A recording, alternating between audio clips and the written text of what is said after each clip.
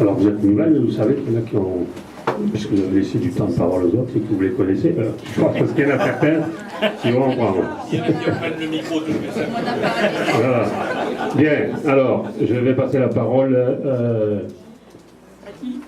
vice-présidente du COGAS. Je reste là.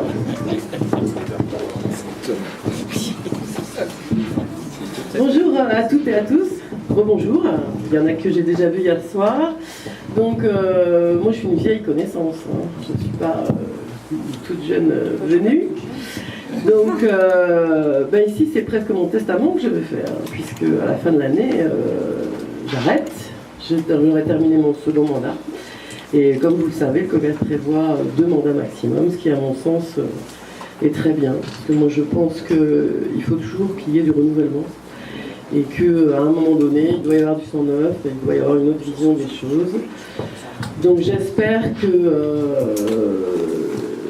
les candidats des organisations syndicales seront à la hauteur de ce qu'on a défendu depuis ces années.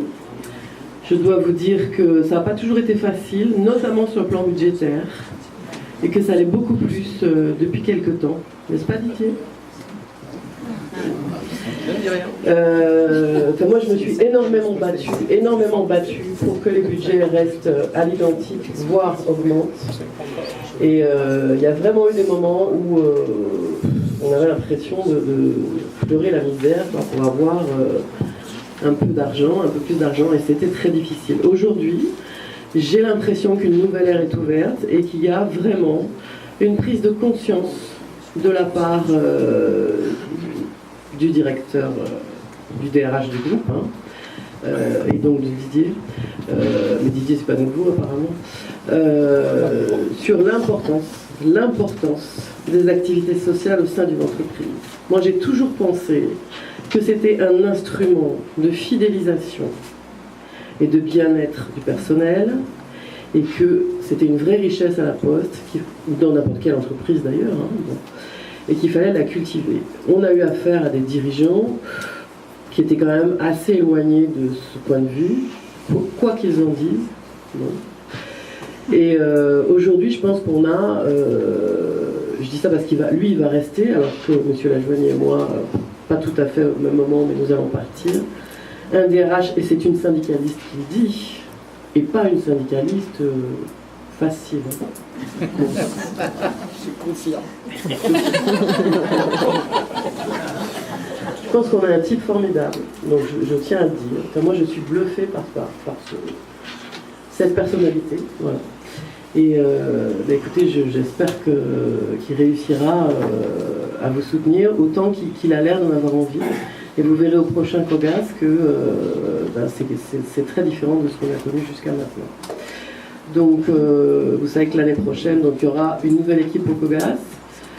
Donc, pour ce qui concerne les organisations syndicales qui étaient à la vice-présidence jusqu'à maintenant et qui souhaitent le demeurer, nous avons choisi nos candidats. Et celui de mon organisation syndicale en particulier, parce que c'est moi qui l'ai dégoté. Et je pense que c'est quelqu'un de très bien. Voilà. Et je suis absolument persuadée qu'il continuera à vous soutenir autant que je l'ai fait. Sachez que ça a été une vraie richesse de vous rencontrer. Surtout mon amie Brigitte, au fond, là-bas. Hein, voilà. Et puis ici, je suis très admirative de ce que vous faites. Je trouve que c'est vraiment extraordinaire. Et je trouve que les gens ont l'air tellement bien dans cet établissement, à travers toutes ces structures. Et je voudrais remercier Jean-Claude pour tout ce qu'il a fait. J'ai une profonde admiration pour Jean-Claude. Voilà. Et puis aussi remercier Gilbert et Yves et tous les acteurs du lien social. Voilà. Et puis, écoutez, bonne continuation. Merci pour aussi bien Madame Garcillon que vous, Madame la vice-présidente du COGAS. Merci pour vos paroles qui nous font chaud au cœur et qui nous encouragent dans l'action que nous menons ici pour les personnes en situation de handicap, les enfants, les adultes en situation de handicap, mais aussi pour les salariés de la Poste et d'Orange qui ont bien évidemment, là aussi, la population ne diminue pas au niveau des personnes salariées qui côtoient journalièrement le handicap dans leur travail.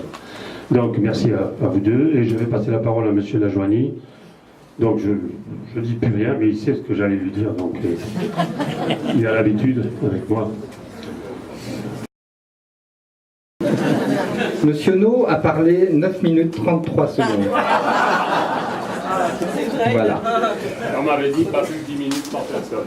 Bonjour à chacune et chacun d'entre vous. Merci Jean-Claude quand même de m'avoir invité pour cette 40e Assemblée Générale. Je dois dire que j'ai un peu hésité compte tenu des contraintes que vous m'avez posées en termes de temps, mais bon, finalement, allez. Et j'ai fait un petit compte, ça fait ma 8e Assemblée Générale, ici, 2 ou 3 comme directeur des activités sociales, et puis 6 comme délégué régional de la Poste en Bourgogne. Hein, donc c'est vraiment avec plaisir que je suis parmi vous.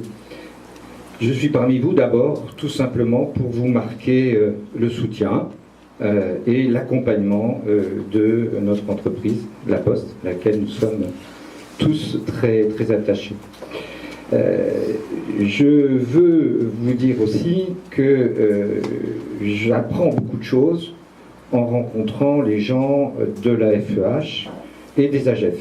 Et en particulier, j'ai appris la méthode du président de l'AFEH.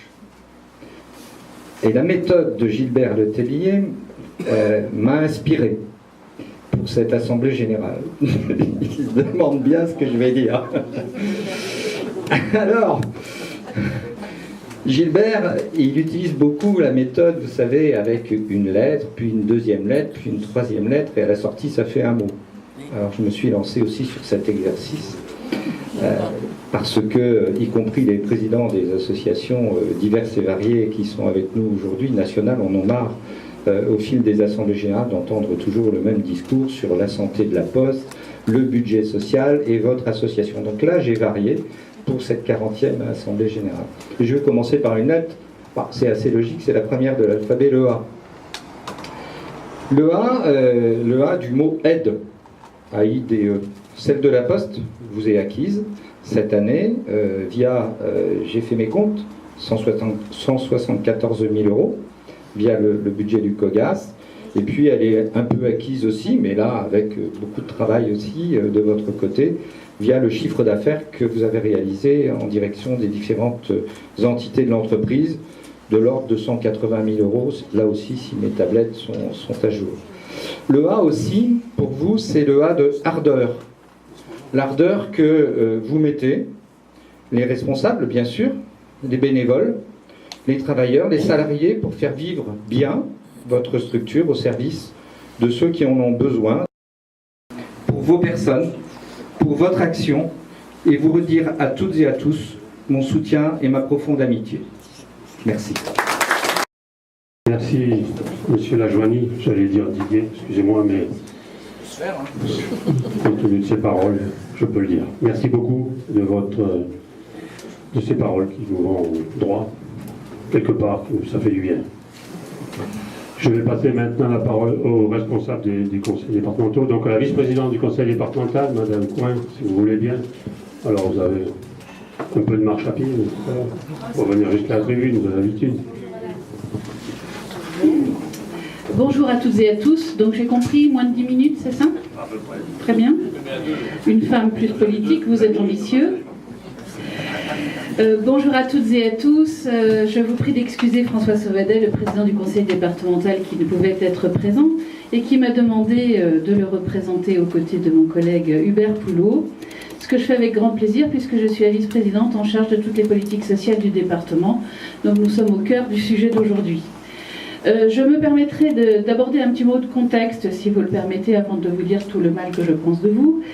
Parce que, d'abord parce que monsieur le député ne sera pas surpris, parce qu'il connaît ma position, et puis parce que je pense que c'est important que nous ayons des réalités partagées. Vous le savez, nous avons un nouveau programme régional de santé qui vient d'être soumis à consultation. Ça impacte indéniablement l'association AGEF. Sachez que le département a émis énormément de réserves sur ce programme régional de santé tant de réserves que nous avons été conduits à émettre un avis négatif sur ce programme régional, parce que nous considérons qu'il ne répond pas aux grands et nobles défis que nous avons à relever collectivement, à savoir l'accompagnement de la très grande dépendance, issue de l'allongement de la vie, et tant mieux, mais néanmoins ça s'accompagne aussi de cela, de l'accompagnement, et vous le savez mieux que personne, du vieillissement des personnes en situation de handicap, qui nécessite un accompagnement différencié sur bien des sujets, et puis aussi le virage que nous partageons, mais pour autant qui doit s'accompagner de mesures fortes, du tout inclusif, puisque c'est effectivement les orientations actuelles. Alors nous sommes d'autant plus attentifs, Didier se doute bien que je vais aller vers ça, nous sommes d'autant plus attentifs car le gouvernement a limité le budget des collectivités, des 300 plus grandes collectivités, dont les départements. Très simplement, notre budget de fonctionnement ne peut augmenter que de 1,2% par rapport à l'année 2017. Donc ça s'applique dès cette année, inflation comprise. Pour vous donner une lecture plus simple, sachez que l'idée peut être séduisante. Nous sommes dans un contexte de déficit, donc l'idée peut être séduisante. Évidemment, l'enfer est pavé de bonnes intentions. Seulement, l'action sociale du département augmente de plus de 2% par an. Voilà. Donc c'est une question qu'il va falloir que nous portions ensemble de façon la plus construite possible. Et c'est donc dans ce cadre que nous allons construire le nouveau schéma de l'autonomie. Autonomie, c'est-à-dire personnes âgées et personnes en situation de handicap regroupées de façon à traiter au sein d'un même schéma cet âge charnière de la personne en situation de handicap vieillissante. Alors nous avons quand même déjà mis des choses en route via Trajectoire qui permet de fluidifier l'inscription suite à l'orientation MDPH. Donc ça c'est quelque chose d'intéressant pour les usagers. Des expérimentations aussi de double orientation, foyer de vie et à domicile en appartement avec un service SAVS, de manière à sécuriser l'autonomisation de la personne en situation de handicap dans un appartement, sachant qu'il peut avoir une solution de repli si d'aventure il était en période difficile. Ça c'est en cours. Nous avons aussi, nous sommes en train de travailler dans le cadre de Futur 21 sur comment les nouvelles technologies vont-elles influencer l'accompagnement de l'autonomie des personnes, soit en situation de handicap, soit liées à l'âge. Donc voilà des chantiers qui sont déjà ouverts. Et puis je vais bientôt arriver à la fin, pour vous répondre, Monsieur le Président, je crois qu'aucune association n'est petite. Aucune. Chacune fait partie de la grande chaîne des solidarités. Et en la matière, sachez-le, que chaque maillon compte. Quel que soit celui qui casse, la chaîne se brise. C'est difficile pour une dyslexique. C'est la raison pour laquelle je tiens au nom du président du conseil départemental et d'Hubert et de l'ensemble de nos collègues à vous remercier. Vous remercier pour tout ce qui se fait ici, pour tout ce qui est porté au sein de l'AGEF. Quand je dis porté, je parle bien sûr des valeurs, de la façon dont c'est fait, parce qu'on peut faire quelque chose et à la façon dont on le fait. Et donc nous tenions à vous remercier à ce double titre. Et puis aussi pour les partenariats, vous les avez cités, des partenariats à la fois respectueux et riches que vous développez tant vers les autres associations du champ, et je vous en remercie, qu'avec nous, le département. Et vous savez que nous ne pouvons rien seuls. Les politiques peuvent voter tous les budgets qu'ils veulent, peuvent annoncer tous les grands principes qu'ils veulent. S'il n'y a pas au bout des hommes, des femmes, au sein d'associations, d'institutions qui le portent et qui le font vivre, eh bien rien ne se fait. Donc soyez-en remerciés. Je vais conclure en vous souhaitant un très bon anniversaire, bien entendu. Je formule des vœux de pleine réussite, de joie partagée pour les 40 années à venir, parce que vous nous avez limité à 10 ans, mais pourquoi, soyons fous. Et puis vous féliciter pour le chemin parcouru, et puis vous assurer que le département sera un partenaire à la fois engagé, exigeant, nous l'avons toujours été, mais aussi bienveillant. Vous savez que c'est un mot que j'aime beaucoup, puisque dans le social on veille au bien. Donc il faut faire preuve de bienveillance pour le chemin à parcourir. Je vous remercie.